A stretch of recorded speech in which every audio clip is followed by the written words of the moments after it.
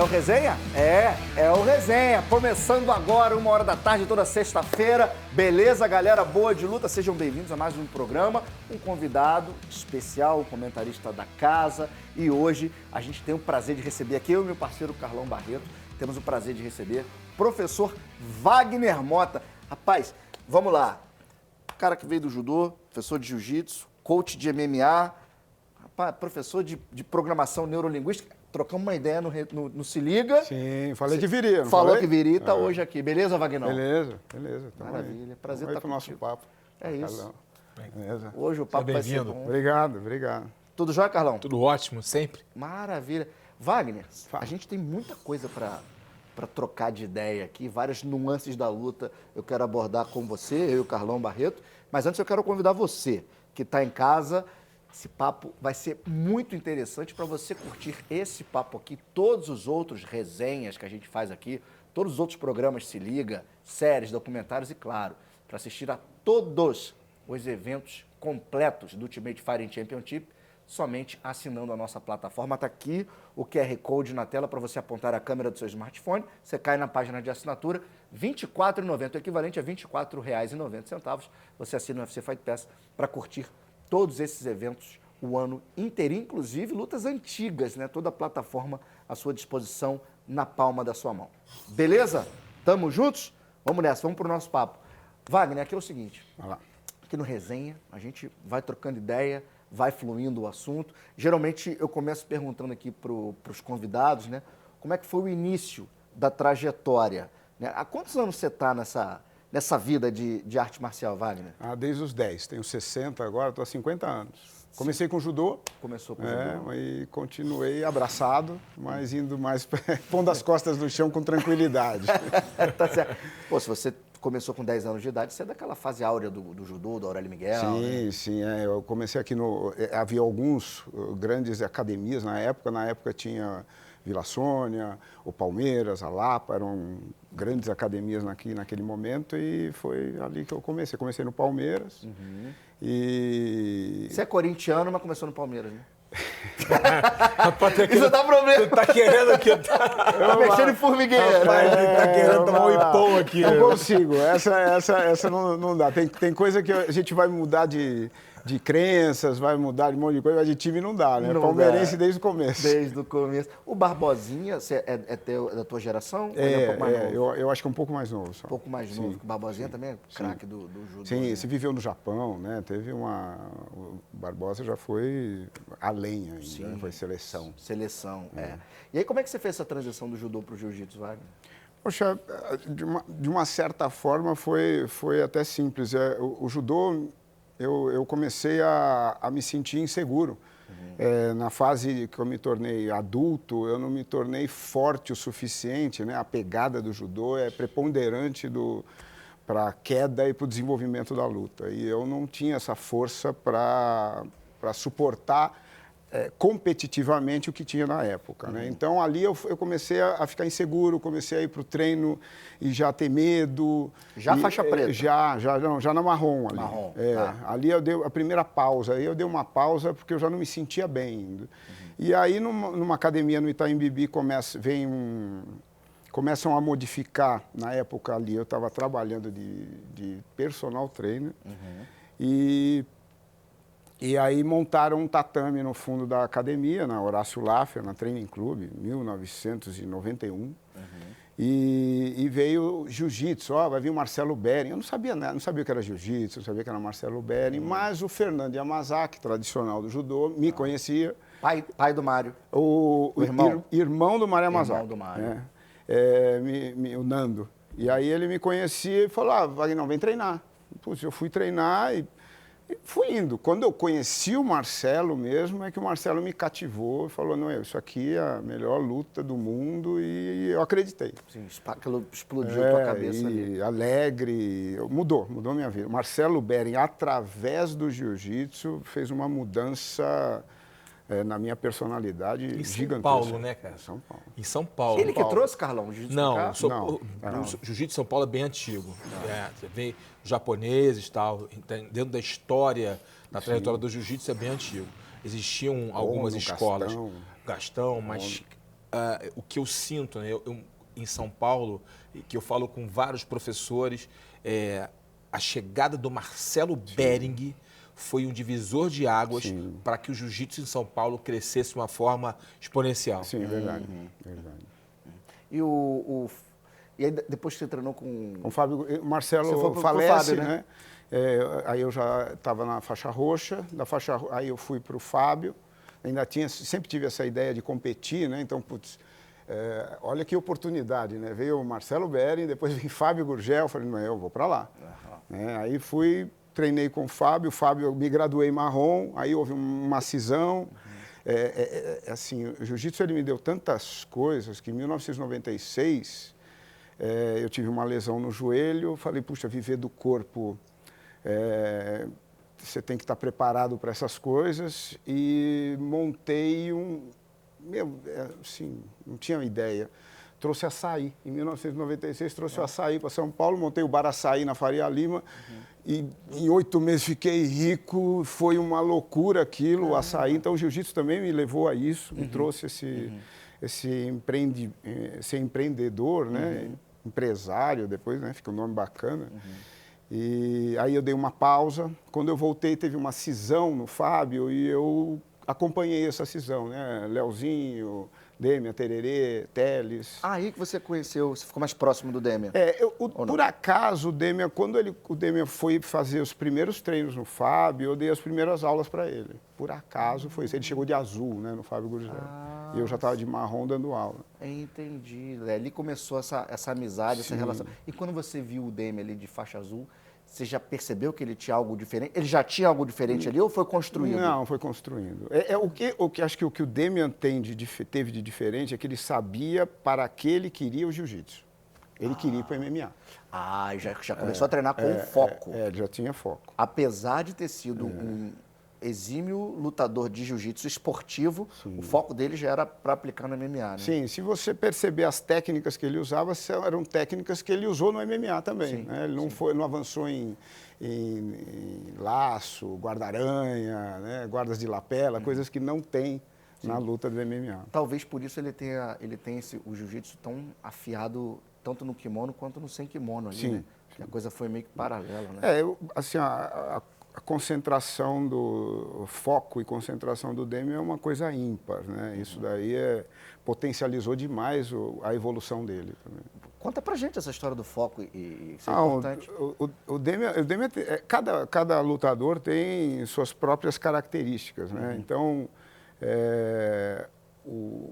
o detalhe, né? Então nós tínhamos treinamento com o Demian, que às vezes ele vai, não, vou mudar a mão para esse ângulo. Uma coisa simples, a mão estava assim, vai fazer assim. E aí quando ele encontrava o ângulo, ele falava, marca aqui, vamos fazer. Aí vamos provocar treino com esse ângulo. Então eram pequenos ajustes. Acho que diferente da maioria, todo mundo sabia o que Demian Maia vai fazer, mas cada vez ele fazia diferente. Cada vez ele fazia com mais detalhes a transição de movimentos, né, de uma posição para outra. O aperfeiçoamento, né, dos movimentos. Era isso como ele ainda não encontrei. Sabe? Tem uma característica do Demian. Uma hora eu tirei os relógios da academia, porque o round tinha 5 minutos. E daí, daqui a pouco, ele... Não, o tempo. Eu falei, meu Deus, 5:01. Ele acertava o tempo e se errasse era por 1 segundo. Caraca. Eu falei, não pode ser, esse cara fica olhando pro relógio, ele tá perdendo foco, entendeu? Não, ele tinha essa, então... Pelo contrário, né? Era um hiperfoco. Exato, hiperfoco. Então eu comecei a entender que ele tinha ele tinha um sistema pessoal de foco diferenciado e que ele soube usar isso daí. Soube usar, impressionante. Agora aqui, mudando um pouco dentro do mesmo assunto, mas mudando um pouco de assunto, voltando um pouco na história aí, vocês se conhecem já há algum tempo. Eu perguntei para o Wagner no Se Liga assim, Wagner, que história é essa? Eu ouvi dizer que você e o Carlão Barreto foi a luta que nunca aconteceu.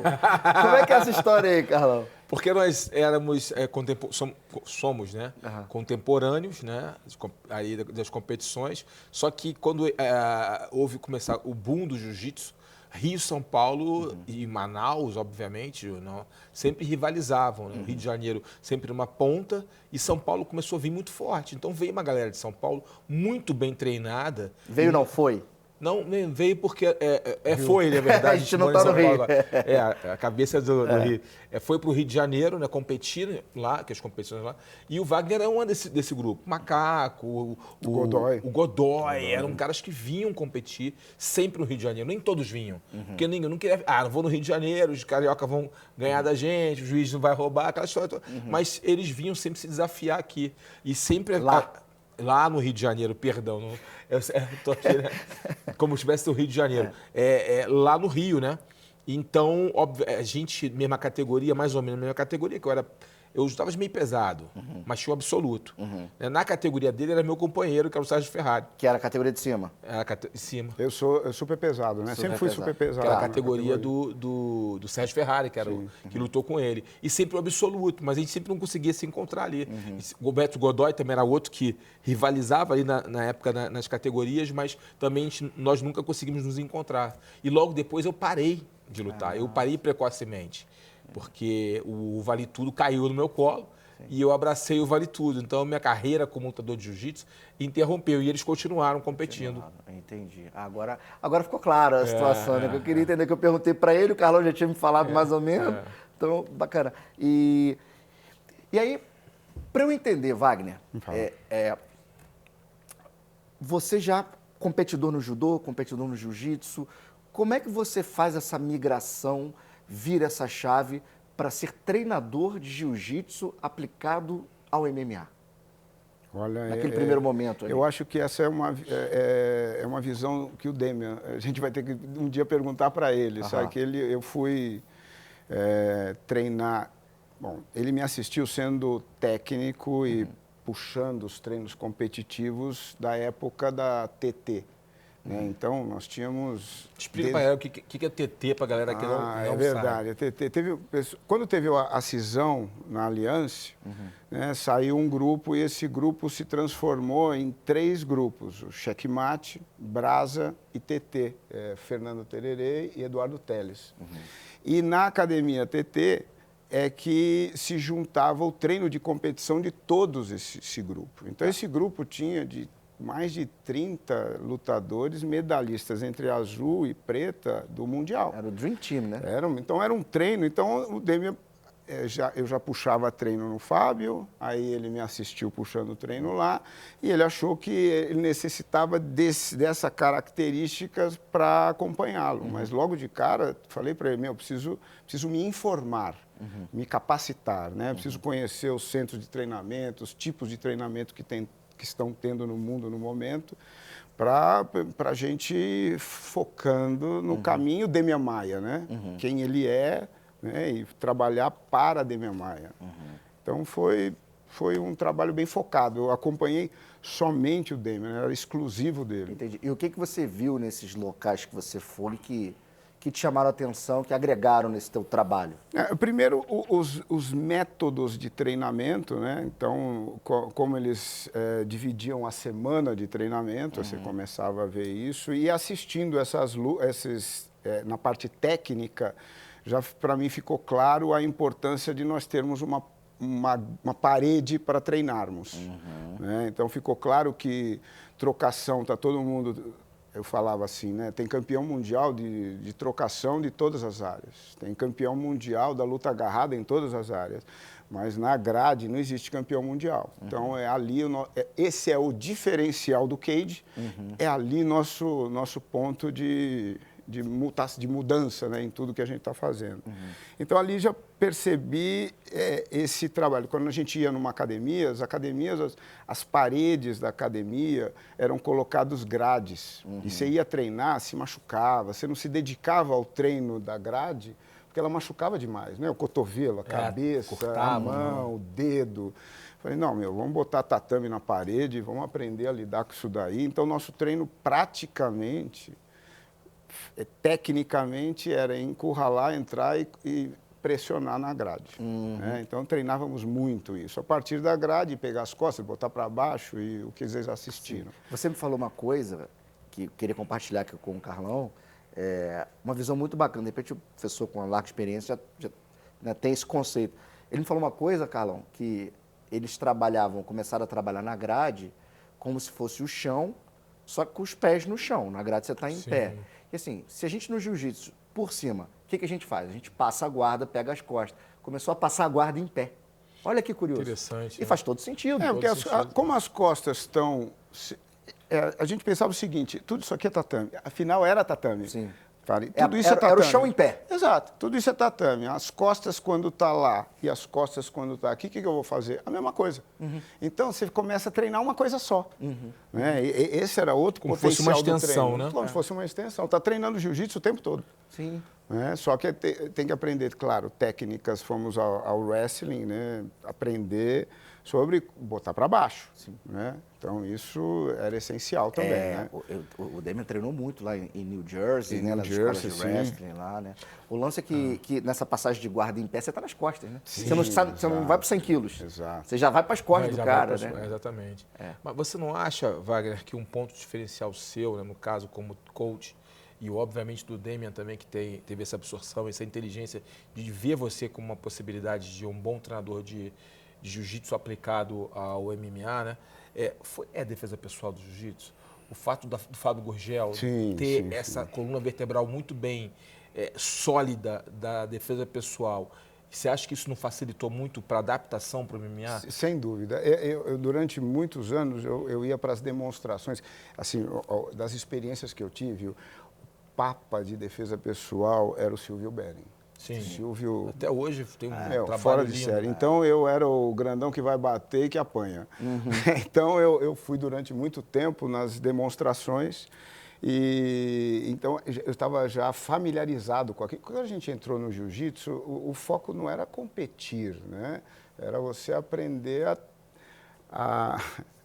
a dobrar o segurança, né? A segurança te agarra assim, você vai assim, né? Os exemplos eram esses. Os exemplos eram sempre segurança, né? Seguranças festas. Então sempre eu já fiquei pensando, putz, eu vou ter que arrumar treta com segurança. Para treinar. Como é que eu vou treinar? Como é que eu vou botar isso em prática? Porque, toda aula é a gente contra um segurança, né? Segurança te pega aqui, o segurança te faz não sei o que lá. Então, nós tínhamos muito esse treino, né? Tinha a taparia uma vez por semana. Então, você já estava acostumado um pouco a esse estímulos, ambiente, a esse estímulo. Entendi. Mas aí,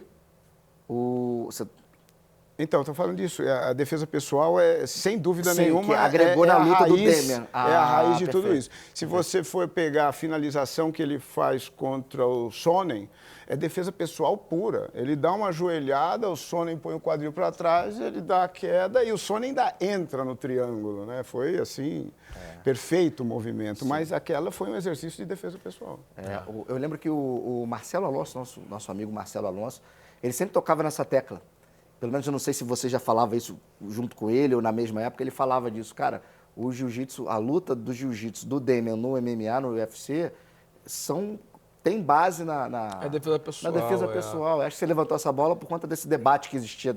Não, é porque desde a época, um né? entendimento. Porque, por exemplo, o grande problema de muita gente do jiu-jitsu não obter sucesso no MMA é porque quer levar o jiu-jitsu de competição para o MMA. Sim, exato. E é completamente diferente. Por isso que grandes nomes do jiu-jitsu não obtiveram sucesso. Sim. A galera mais antiga, que obteve um sucesso real do jiu-jitsu, são todos eles com uma coluna vertebral no MMA. Você pode ver.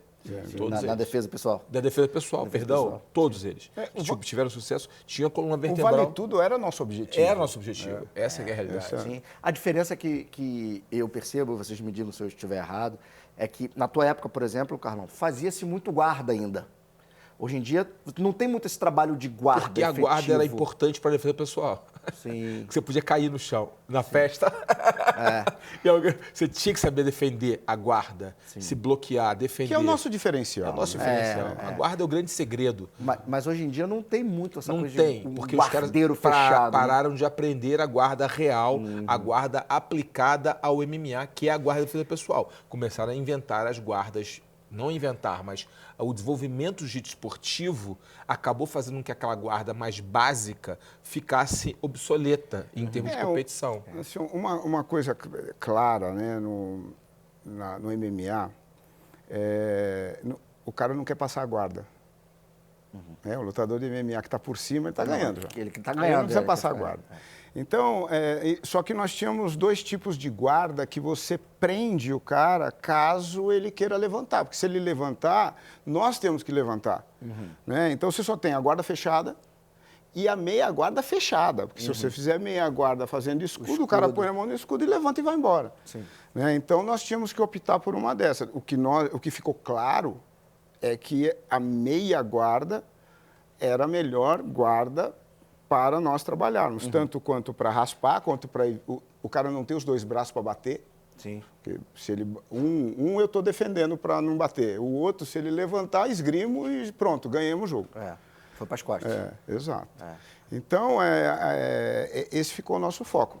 Lutamos algumas por baixo, mas era sempre meia guarda. Você tocou no ponto que o Ian Gary fez agora contra o MVP. Ele fez 2 coisas, assim, assinatura da Maia.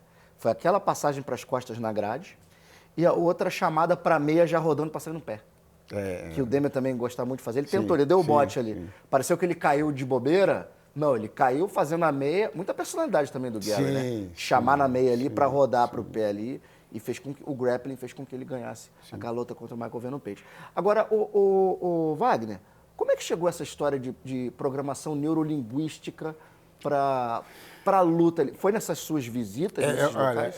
Uma é isso daí. Eu quero conhecer os melhores centros de treinamento. Eu fui pesquisar, né? Então, os maiores centros de treinamento físicos, Colorado Springs, nos Estados Unidos, aqui tinha o NARS, aqui tinha alguns centros de treinamento também. Eles têm uma parte que é a parte física, força, potência, cardio, e tem uma parte mental, emocional. Eu vou falar uma intimidade de Demian Maia, né? Quando os resultados físicos que nós fizemos testes mostrou os resultados de velocidade, força, potência de Demian Maia, a gente brincava, eu já comecei a brincar com ele, falou que talento, hein? Porque ele era muito lento, comparado com todos os lutadores. A força dele era inferior à dos outros lutadores. Eu falei, a gente vai ter que ganhar no mental e emocional. A gente vai ter que ter um plano. Então, eu chamo de foco o seguinte, que isso que é forte do Demian, mais forte do Demian, nós temos um plano A. Qual que é o plano B? Voltar para o plano A. E isso o Demian é fantástico. Então, quando eu fui conhecer esses centros, eu fui perguntar para esses caras que dando cursos para nós de coaching, da parte mental, psicologia positiva. Vocês são formados em quê para ser professor disso? Em todos, quando os caras vão falar das formações, eles me falaram em PNL. Programação neurolinguística. Eu fui atrás, falei, eu quero saber disso. Quando eu fiz os cursos, practitioner, master, etc., vai fazendo, eu quis trabalhar com isso também, característica de ser professor, vocês vão dar aula, quero trabalhar no staff, vai ter terapia, quero trabalhar, quero estar junto. E aí foram outras ferramentas que dentro daquilo eu fui aprendendo. Dentro dos treinamentos existia hipnose para os atletas, então eu quis aprender tudo, fui me formar nessas coisas todas. Mergulhou nesse negócio. Mergulhei nisso. E a aplicação efetiva da programação neurolinguística para esses atletas? No final das contas, a programação eu já li alguns livros de PNL, adoro o assunto. Acaba que isso serve, você aplica para um atleta de alto rendimento, mas no final das contas, todos nós somos lutadores da vida, né? Exato, você aplica na tua vida no total. Mas, assim, particularmente, quais são os pilares, assim, para você dar isso como ferramenta que vai fazer diferença para um atleta de alto nível? Basicamente, o estado de presença, a gente vai chamar de foco, né? Estado de presença, de atenção plena, ele é onde você alcança a sua performance acima da sua performance. Os recordes, ele está no estado de flow, né? Você fala esse nome. É um estado de presença. Tá. O estado de presença, ele só pode ser interrompido se minha mente se preocupar com o futuro ou se preocupar com o passado. Sim. Né? O futuro, eu vou dar um exemplo aqui simples. O lutador chega para mim e fala assim, pô, professor, eu tenho medo. Medo de quê? Cada um tem um medo. A maioria do lutador, ele tem medo de se cansar. Esse é o principal. Só que quando ele projeta, a luta ficou marcada. Daqui 2 meses ele tem uma luta. Quando ele pensa na luta, o corpo dele o inconsciente, a gente vai aprendendo isso na PNL, o inconsciente já sente que a luta é agora.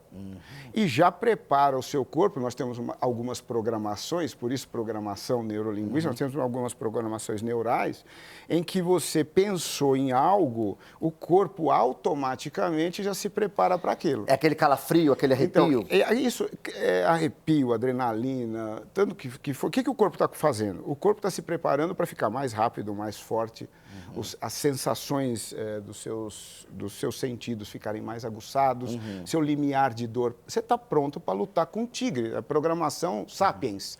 Há 200 mil anos nessa programação. De sobrevivência. Exato. Então, só que quando você sente aquilo, sua mente cataloga aquilo como medo. E aí vem, divertidamente, as bolinhas lá. O que eu tenho programado no medo? Ah, medo é ruim, medo é fraqueza, medo é não sei o que lá. Então, o cara, quando pensa, ele sentiu aquilo, e ele pensa que ele vai ter medo lá de cansar, ele já projeta o que o medo de cansar faz com ele. Diminui minha performance, o cara ganha de mim. Aí, se ganha de mim, acontece o que com a minha carreira? Puxa, e o plano que eu fiz com a minha esposa de comprar a casa? Nossa, eu vou sair fora. Então, ele começa a entrar na malha do medo do futuro. Sim. Que não existe. Que não existe. Não existe. Exato. E aí tira a atenção dele do momento. Porque no momento é assim, se você vai atravessar, você te dá um desafio. Olha, você tem que atravessar esse campo e ali tem um leão. E você fica, nossa senhora, o que o leão vai fazer comigo? Como é que eu vou fazer? Você começa a viver um tremendo medo. Agora, você está num campo e aparece um leão, o estado de atenção e perigo vai fazer você correr, vai fazer... Você não tem medo naquele estágio. Ali é... É o instinto de sobrevivência exato. Então, no presente, não existe medo. O medo é só quando eu projeto algo para o futuro, que me tira da atenção. Então, primeiro exercício. O segundo exercício é quanto ao meu passado.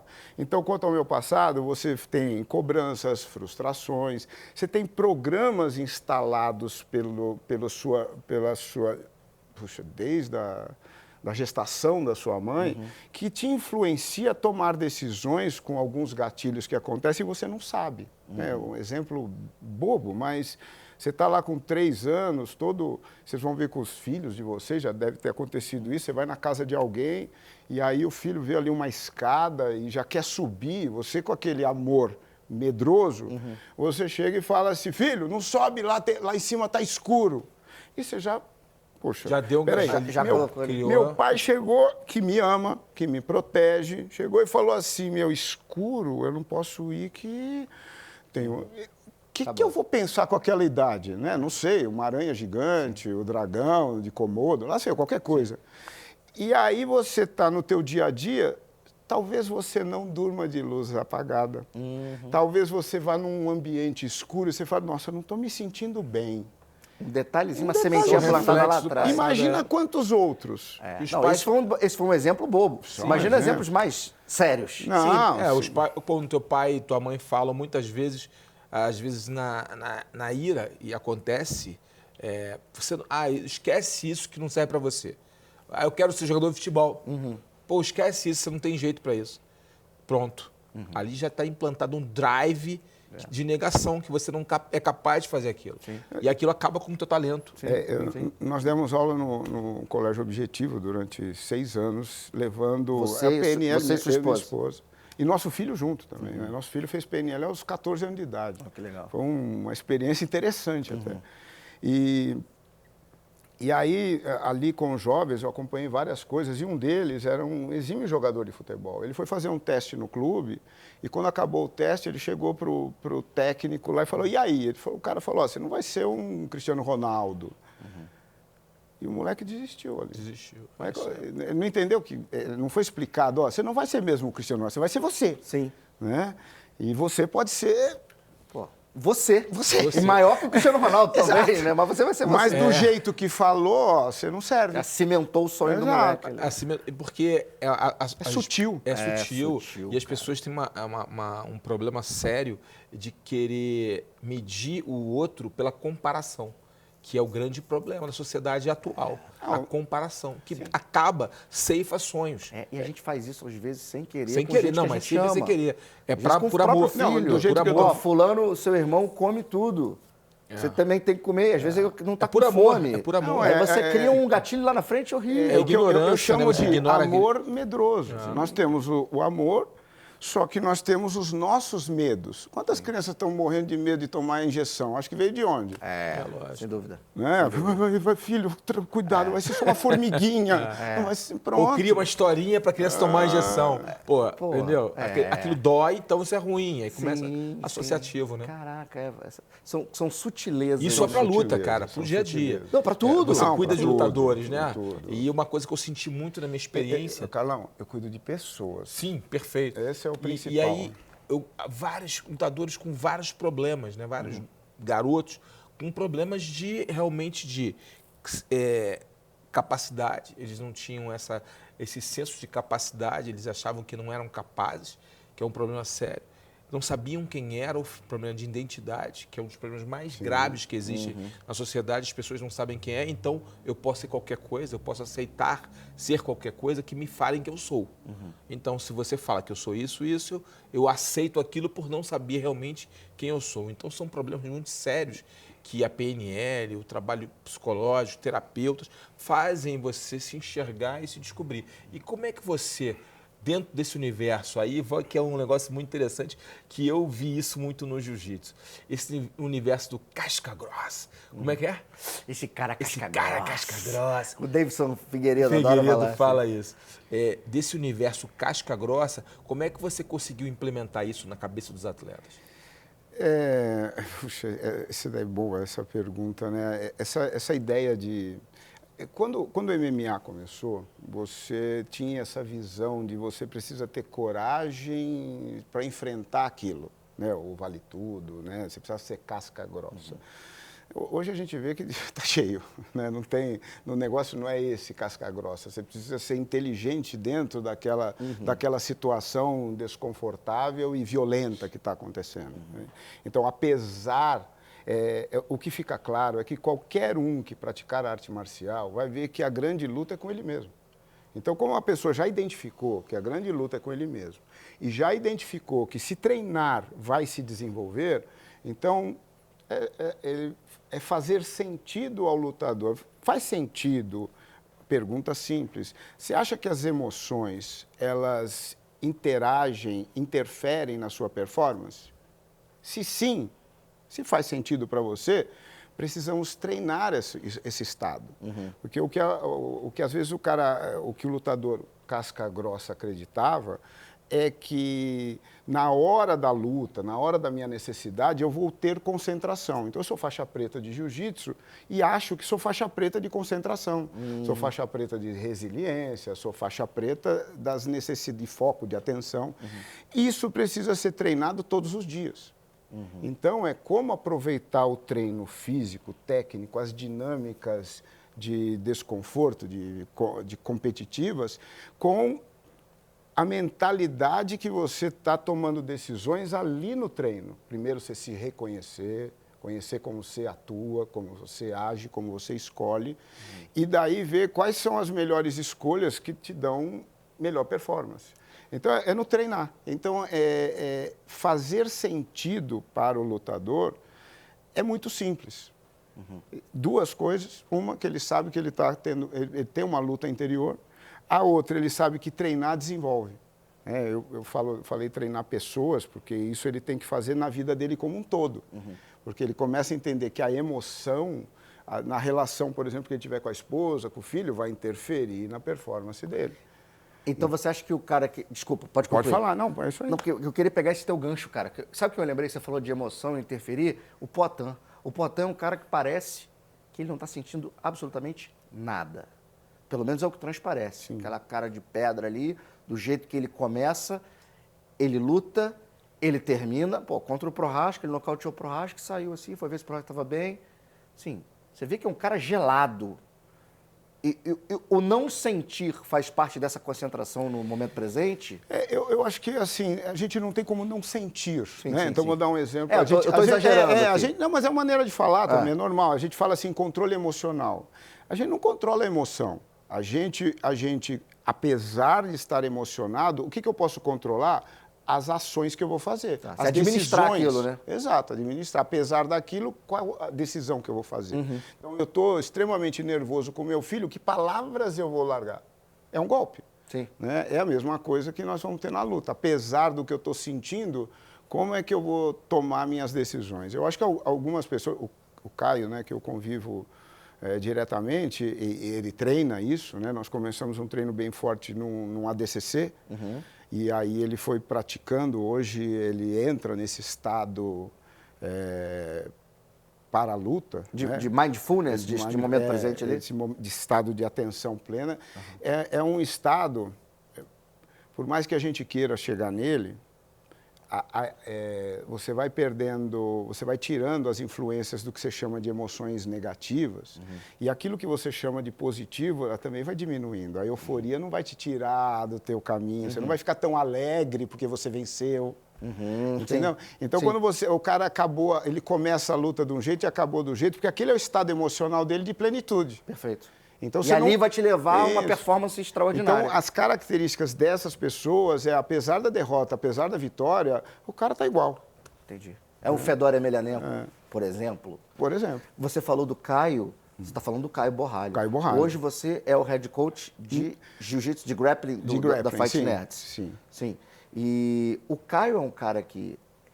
Poxa, a academia são os Fight Nerds, né? O Caio, acho que é o exemplo, né? É o modelo. É o modelo. É o modelo. É o nerd mor lá da academia. E é um cara estudioso. E eu converso muito com o Caio, eu vejo que ele tem essa... Ele entende, cara. Ele entende o game como um todo. É um cara diferenciado mesmo, assim. Você conversa com ele, você vê que ele tem um entendimento diferente do negócio. Ele falou uma coisa do medo. Eu acho que faz parte do trabalho que você faz com ele. Ele falou assim, cara, quando eu sei de uma luta e eu sinto aquele medo, eu deixo ele vir, porque eu sei que aquilo é meu corpo se preparando. E foi justamente o que você Ele usa a acabou de palavra falar. privilégio, né? Privilégio. Exato, né? é o Sim. privilégio de estar sentindo aquilo. Perfeito. Porque você transforma isso em uma coisa positiva. Exatamente. É isso. Você canaliza, né? Você torna aquilo inaceitável. Exatamente. Sim, perfeito. Você transforma aquele medo em algo que é um alerta, que você precisa estar treinado, no caso específico de luta. Ele te vem, opa, tenho que treinar, eu tenho que me preparar para transformar essa energia toda na agressividade necessária na hora. Porque quando isso não acontece, ele toma conta de você, você congela. Ah, perfeito. E aí você, ao invés de performar, você cai. Isso é algo importante, porque as pessoas confundem medo com coragem. Isso é um grande erro. Medo não tem nada a ver com coragem. Coragem é covardia. É outra coisa, entendeu? O medo é um sentimento que vem para todo mundo. É uma emoção que está dentro de todos nós, ela vai acontecer. Como você reage a ele é o que vai fazer diferença entre a sua performance na vida. Sim. Coragem é outra coisa, que é treinável também. É o aceitar, né? É se aceitar aquilo e administrar da melhor forma. Quando a gente estava no Se Liga, né, eu falei sobre onde você está. Né? Se você está no mundo da competição, você está no mundo da luta, você tem que aceitar o que tem. Tem derrota, tem pancada, tem tudo que tem ali. Né? As sensações que você tem, porque você tem as sensações pré-luta e você tem as sensações pós-luta, né? Que também tem o quanto você fica machucado, né? O quanto aquela luta te levou para um outro estágio de conexão com o mundo, né? Profissional mesmo, profissional, economicamente, o que aquilo vai te elevando, né? E tem que tirar isso da cabeça, né? Na hora da luta ali. É importante? Não é nem que tem que tirar, ele não está. Tá, entendi. O que não está, você não tem que tirar porque não está. Exato. Perfeito. Só que é um treino. É um treino. Você vê como é que são sutilezas, né, cara? São formas de você apertar os botões ali, né? se programar mesmo mentalmente. Você não cria a pressão, ó, você não... vou fazer um exercício simples, ó, você não pode pensar numa laranja. Já pensou. Já pensou, porque primeiro vem laranja e depois vem não pode pensar. Né? Então, você não vai criar uma pressão para o cara, ó, você não pode fazer isso, você não pode pensar nisso, você não pode... Não, você pode tudo, mano. Você pode tudo, é como você vai lidar com isso. Você vai lidando aos poucos no treinamento. Faixa branca, faixa preta. Me diz uma coisa, Wagner, o que você acha disso? Eu já vi, não vou citar nomes, até porque eu nem me lembro, mas eu já vi corner no UFC, entre rounds, falando pro atleta assim, e aí, você sentiu a mão dele? É muito pesada? Você acha que esse tipo de informação naquele momento é pertinente ou é completamente equivocado? Não, é assim, a gente acho que o que cria todos os nossos conflitos é comunicação. Né? A gente estava conversando antes sobre comunicação e interpretação da comunicação. Exato. Né? Então, como a pessoa fala e como o outro interpreta. Né? Como é uma vida, eu falo assim, corner, ele tem que ser muito íntimo. Então, você não pode jogar uma semente ali que você já não passou por isso e já não viu o resultado dela. Né? Quantos corners você fez nos sparrings? Sim. E aí, você falou isso lá? Que reação teve? Entendi. Entendeu? Porque pode ser que tenha uma reação positiva. É de pessoa para pessoa. É na intimidade dos dois, treinador e lutador ali, justamente. né? Não, conclua. Não, vou dar um exemplo. O Caio, a gente lutou com o Michal. Michal, depois um monte de vogal lá, né? Oleg Sechuk. Boa, essa. Esse é o meu trabalho, é esse. Né? Caramba. E aí... Era assim, as últimas lutas dele, das últimas 7, 5 ou 6, ele tinha nocauteado o cara no primeiro round com uma direita. Se a direita pegasse, pegou, caiu. E aí começa aquele assim, vamos preparar para ele não tomar esse soco. Não, esquece. Caio, joga o teu jogo. A única coisa é o seguinte, o que a gente está vendo com o plano? Todo mundo que passou do primeiro round foi quem ganhou dele passou do primeiro round. Então, o primeiro plano nosso, o primeiro round a gente tem que passar. Já melhora o nosso. Agora, não tomar um soco dentro do cage, esquece. O que eu quero é que esse soco, e você vai trabalhar, ele não te derrube. Mas se pegar em você, você está no jogo, está no teu game. Faz cara de paisagem, respira e vamos embora. Eu não vou lutar para impedir, para não fazer aquilo. Perfeito. Eu vou... Claro que todas as técnicas que qualquer técnico, treinador, formador ensinou, já é para vitória. Né? Não existe, baixa a mão aqui, põe a cara assim para tomar um soco. Não tem. Então, tudo que você aprendeu é para vitória. Sim. E tem que combinar do outro lado, que se a mão por acaso pega no lugar certo, vai cair. Ponto. Não há... Combina com os inimigos. Não dá, pois é, né? Isso pode acontecer também. Pode acontecer. Mas é preparar para que se pegar. Porque se você não prepara, uma mão que nem derrubaria de repente, o cara já está condicionado a pensar que derruba. Exatamente. Então ele fica tão receoso daquilo, pegou. Que ponto. E é o chamado vendedor de susto. Sim. Sempre que o cara vai, sempre tem um vendedor de susto. Aonde você vai ter um cara. Pô, cara, esse cara faz isso, esse cara faz aquilo. Vende o susto, né? Quer dizer, ele cria ele começa a colocar a possibilidade real de algo ruim acontecer com você, potencializando o que o outro tem de bom. Às vezes ele faz por mal também. Não, quer ajudar. Amor medroso. Amor medroso. Ele quer ajudar. O mestre Rudimar Federico, né, formador da Chutebox, ele bloqueava, ele não deixava que o Vanderlei, Ninja e todos os grandes atletas da Chutebox tivessem contato com outros atletas ou com outras pessoas lá no Japão. Ele bloqueava, ele impedia que houvesse essa comunicação, porque não era marra. Depois eu aprendi, realmente para evitar que os vendedores de sushi entrassem na mente dos atletas dele. Porque a mente dos caras já estava programada para vencer. Sim. Isso é uma historinha também. Quando eu comecei com o Demi, ele tinha um empresário, Dean, era um americano. E esse empresário, ele chegava lá na quarta-feira, que tinha banner, né? Tinha que aprovar banner, aprovar a roupa. Ele chegava lá com essas coisas, mas ele quase não dava atenção para a gente. Então a gente se sentia, eu também acreditava nesse negócio do blindar, né?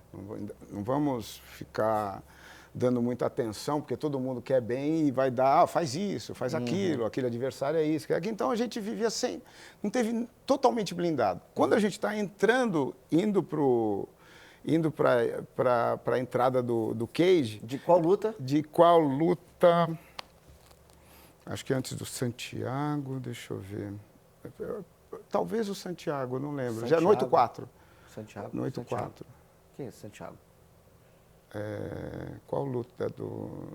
acho que Santiago no Chile? Não, O nome do cara, o Santiago? nome dele. Santiago, lutador, eu não só tenho lembro o Ponzinibbio. Foi quem? Não, Não. no 8-4. Foi quem? É o Jorge Santiago? Jorge Santiago. Jorge Santiago Ele brasileiro? lutou com o Jorge Santiago? Eu acho que, eu não sei. É Eu acho mesmo? que ele lutou com... Eu acho que ele lutou. Caramba. E Eu acho aí que o ele Jim lutou chegou na lá na América escada Latina, ali, chegou e falou, hoje cuidado da com a Black direita dele. Mas na hora que está acho. subindo no cage, Aham. ó, chega aqui, Demian, cuidado com a direita dele, que é muito forte. Falei, pô, não falou nada a semana inteira. O Dani tá falando, foi o Jorge Santiago, né? Jorge Santiago. Que brasileiro, muito bom, inclusive. É. Do Rio de Eu acho Janeiro, que foi que ele. hoje está na Kill Cliff. Que o Cliff MMA. Kill Cliff, é um ótimo treinador, inclusive. E aí, como é que foi a luta? Não, nem pensamos, mas na hora, depois ele falou, pô, senti, fiquei pensando na Pois posição. é, mas é complicado. Pensa mesmo, cara. Pois é. Pensa mesmo. Eu lembro que a gente teve... Eu fui com... Eu não vou falar o nome do lutador, mas ele é um grande talento, mas ele tinha esse problema quando os vendedores de sushi chegavam até ele. Tentamos bloquear ao máximo. E aconteceu justamente isso. O cara chegou no final ali do treino, já tinha acabado o treino final, o treino foi muito bom. O cara estava no supra-sumo. Aí chega um cara e fala isso, olha, cuidado com a guilhotina do cara. Poxa, o que aconteceu? Pegou. Batucou aonde? Na guilhotina. Cara, você tem que ter muito cuidado, né? Isso vence lutas de verdade, né? Então, hoje, conversando com o Caio é midiático, né? É um cara carismático. Então, eu falo para ele, você se predispôs a absorver muita informação. Sim. Então, você tem que criar uma ferramenta, um filtro. E informação pra não é se energia, envolver, né? Exato, para você não se envolver, porque a informação é um golpe. Sim. Que pode te dar gatilhos que você tem do passado, né? E você gostar, não gostar, né? Você quer revidar, você falei, né? Cobrança, Então, já que você tem isso, precisa treinar bastante isso para isso não te influenciar. Sim. Então, é treinar. Quando você vê uma coisa e ela te dá uma sensação positiva, o que tem de negativo nesse positivo? Quando ela vem com negativo, o que tem de positivo? Você sempre está se equilibrando. Tirar o melhor de cada situação. Né? O Caio chama de investigar os seus instintos. Constantemente investigar os seus instintos. Então, é esse nome que ele dá e é esse processo, essa ferramenta que ele tem treinado bastante.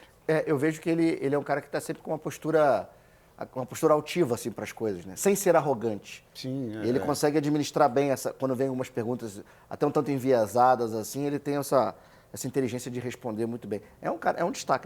Um dos destaques dessa nova geração de atletas, né, Wagner? E como é que é o conceito que vocês definiram, que você cunhou, se não me engano, se não foi você me fala, é o escudo, como é que é? A gente trabalha a armadura interior. Armadura interior. Explica pra gente como é. Puxa, conversamos lá com o Pablo, né? Eu falei, Pablo, eu e minha esposa, a gente já faz esse trabalho em outros grupos, né? A gente já vinha do colégio. Vamos propor um treinamento emocional para os lutadores da Fight Nerds. Né? E ele topou. Né? O Pablo tem ele fala até essa versão inovadora, né? De ver diferenciais, né? Porque todo mundo está treinando tudo. Agora, inteligência emocional talvez seja a Fight Nerds a única que está fazendo para equipe. Né? Então, toda segunda-feira, às 3h30, é aberto isso.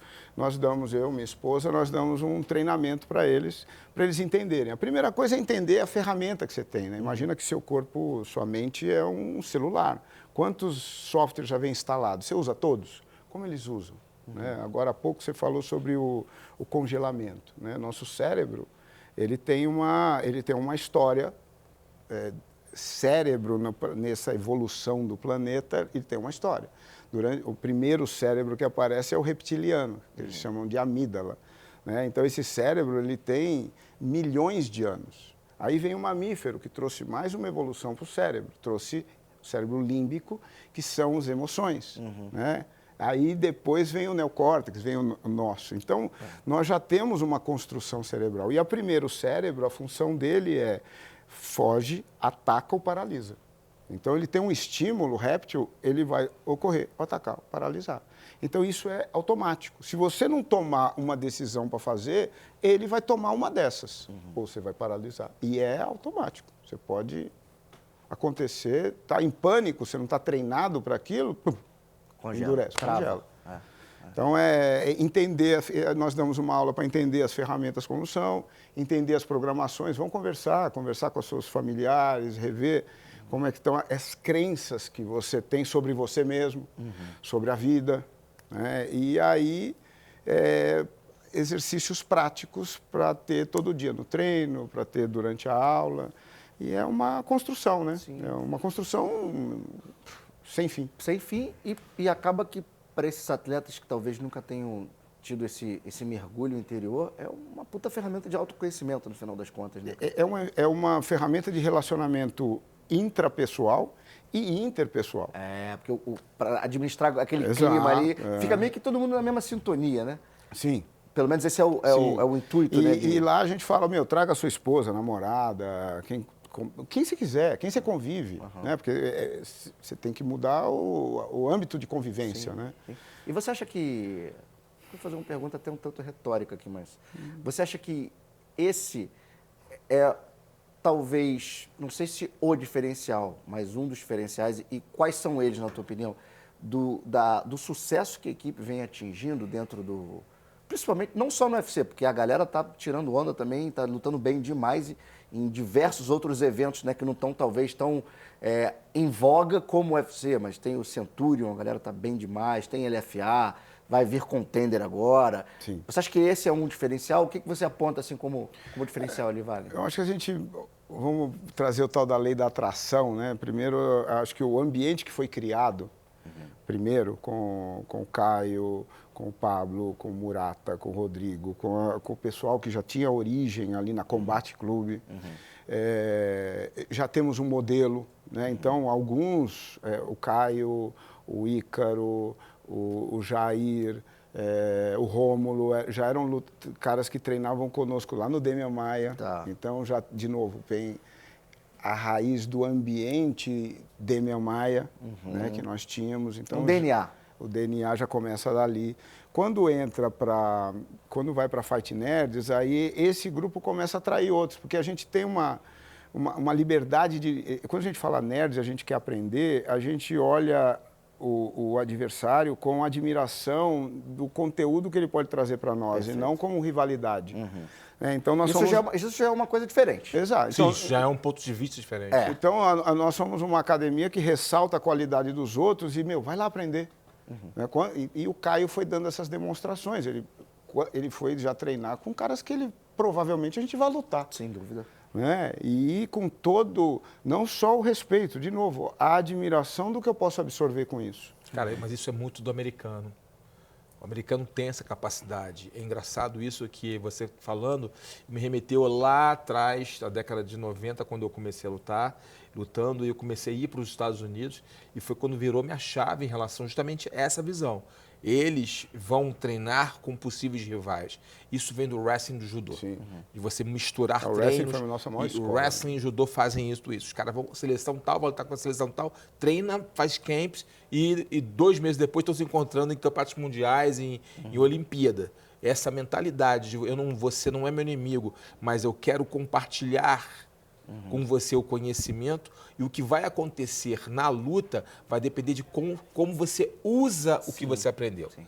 E aí quem usar melhor. Né? Isso é fantástico. Isso cria até um algo mais na hora da competição. Exatamente. Ali, né? Eu acho que esse, de novo, fica bem claro, né, sobre certo, errado, inferior, superior, melhor ou pior.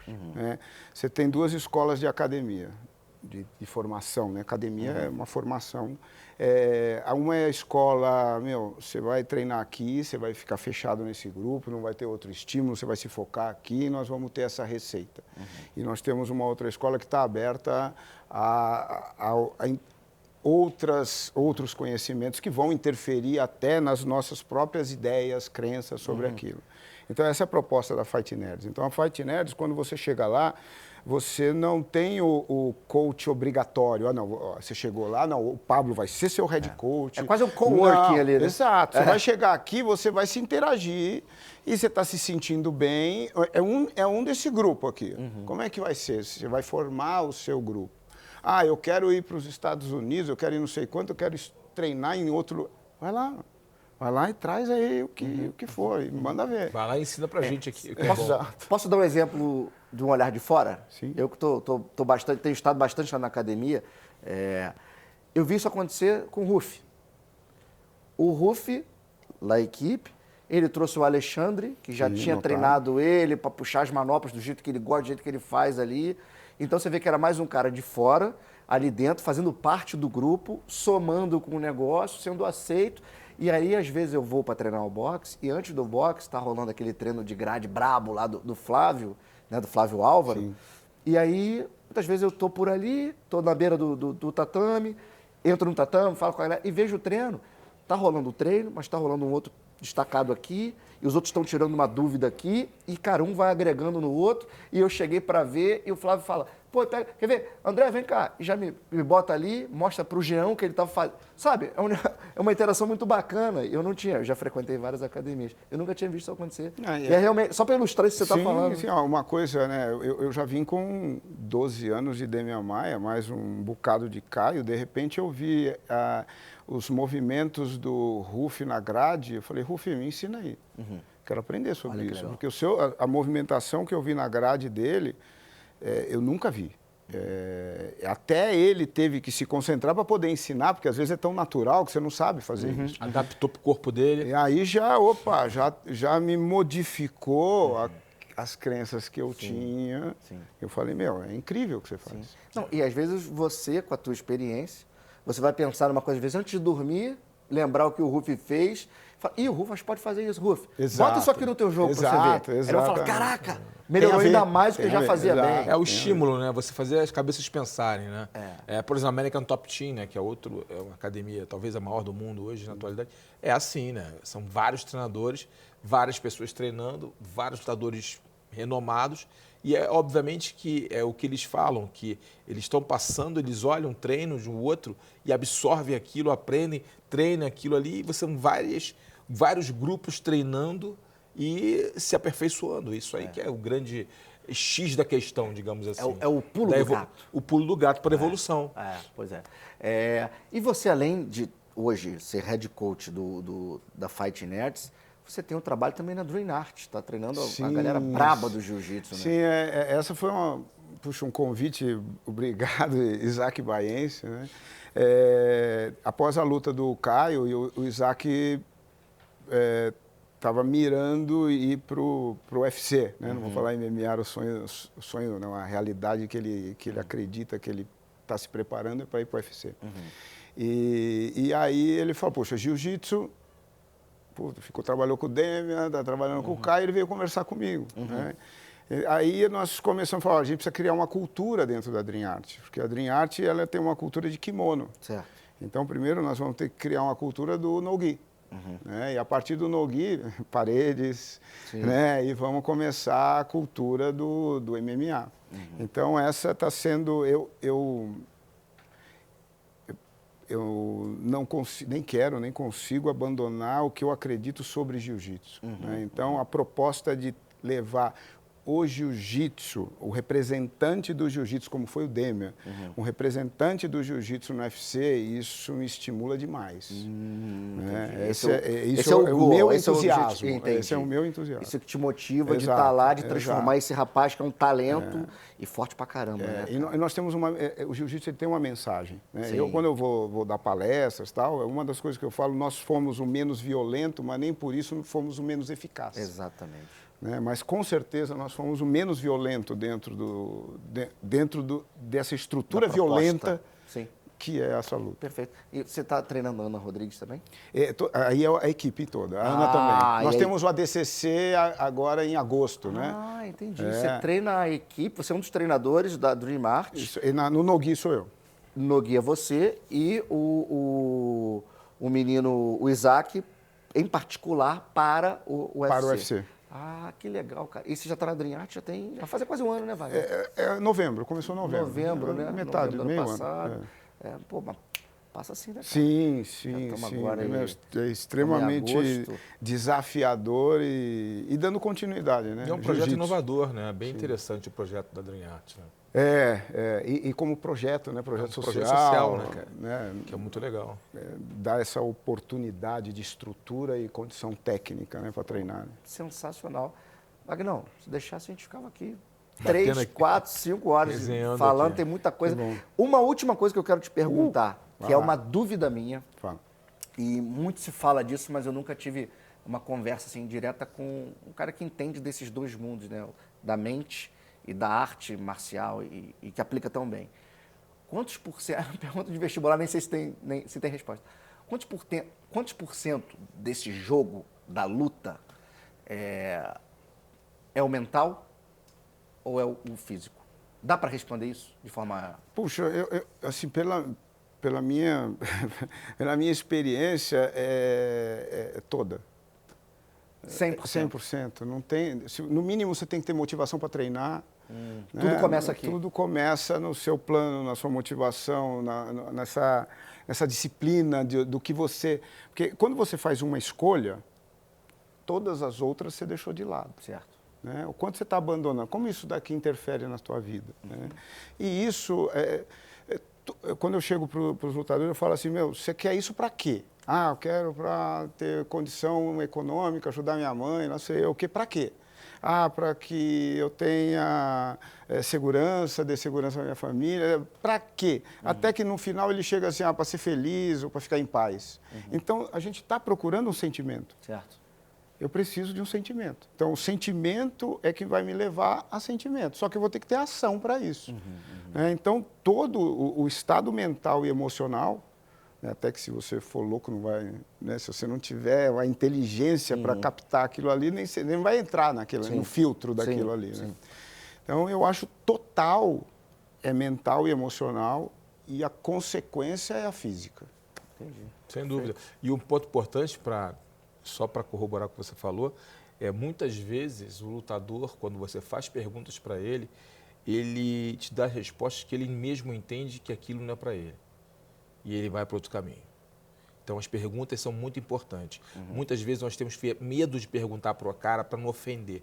Mas a forma de você perguntar na hora certa, estimular ele e entender aonde ele quer chegar, quem ele é, muitas vezes diz que não é aquilo para ele. E ele sai para outro caminho. Ah, entendi. E você muda a vida ali da pessoa. Muda a né? vida do cara. Você muda a vida do cara. Ou para o cara se tornar um campeão bem, mundial, não, ou para o cara fazer outra coisa da vida. Pro bem. Pro bem, Porque né? muitas Sempre vezes, pro bem, né? Porque ele fica ali, às vezes, dando um murro em ponta de faca, enquanto aquele ambiente não é para ele. Não é para ele. E ele poderia estar colhendo frutos em outras Sendo coisas. voando em outra área. Pois é, sendo apresentador de TV aqui, Sim. por exemplo. Maravilha. Magnão, prazerzaço estar contigo. Obrigado, irmão. André. Valeu. Está sendo, né, um prazer isso. O UFC hoje um sonho de uma criança, né, que já tem. Eu não comecei isso como criança, mas é um sonho adulto que eu realizo. Estar aqui e viver esse universo da luta. Legal. Digo mesmo, meu amigo, digo mesmo. Carlão, um abraço. Tamo junto. Valeu. Um prazer. Obrigado. Valeu. Valeu, galera. Vamos ficando por aqui. Esse foi o Resenha com o professor Wagner Mota. Semana que vem tem outro convidado super especial aqui no UFC Fight Pass. Boa tarde, boa sorte, até sempre. Valeu. Valeu, pessoal.